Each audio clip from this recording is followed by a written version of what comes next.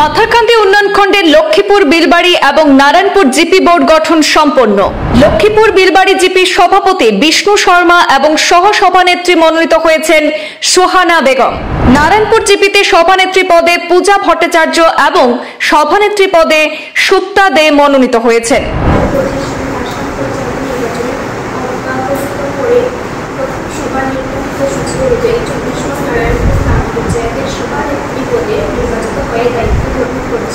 আমি শপথ করছি যে আমি ভারতের সংবিধানের প্রতি পূর্ণ শ্রদ্ধা ও আনুগত্যের সহ বিশ্বস্ত থাকব।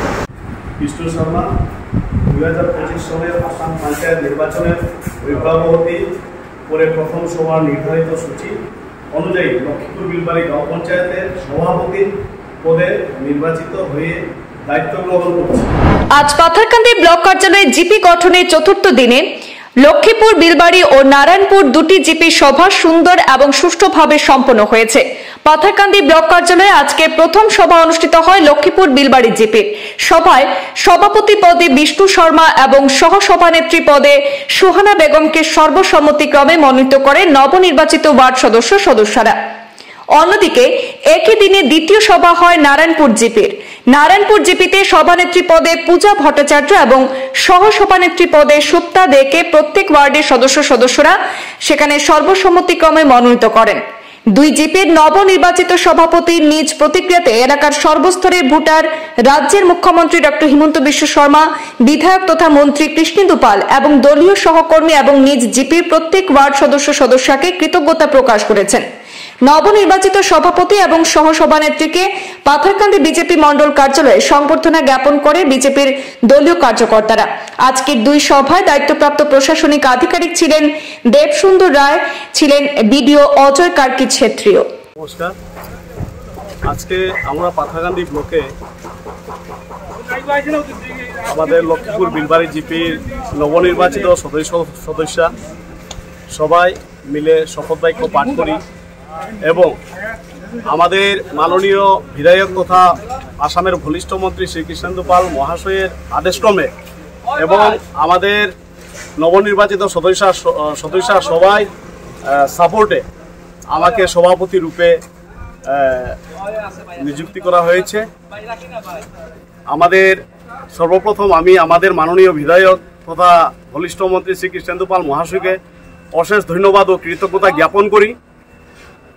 ওনার আমাদের লক্ষ্মীপুর বিলবাড়ি জিপি ওনার তৎপরতায় এবং উন্নয়নের চিন্তাধারা করে উনি এই জিপি নতুন গঠন করেছেন। তৎসঙ্গে আমাদের জিপি কমিটি গঠন হয়েছে ওনার আদেশ এবং আমার সহকর্মী সবার সাপোর্টে।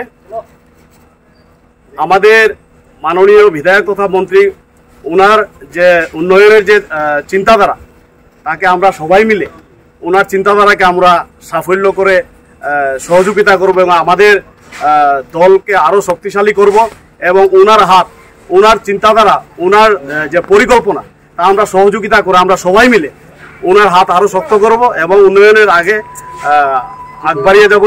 বলে আমার সংক্ষিপ্ত বক্তব্য এখানে। আজ আমি অত্যন্ত খুশি যে সবাই আমাকে নারায়ণপুর গ্রাম পঞ্চায়েতের সভানেত্রী পদের যোগ্য মনে করেছে। আর আমি ধন্যবাদ ও কৃতজ্ঞতা জ্ঞাপন করি নারায়ণপুর গ্রাম পঞ্চায়েতের আমার সহকর্মী এবং 10 ওয়ার্ডের ওয়ার্ড সদস্য সকলকে এবং জনগণকে। আর আমি ধন্যবাদ জ্ঞাপন করি আমাদের সবার প্রিয় আসামের ক্যাবিনেট মন্ত্রী কৃষ্ণেন্দু পাল মহাশয়কে। উনি আমাকে এত বড় একটা দায়িত্ব দিয়েছেন।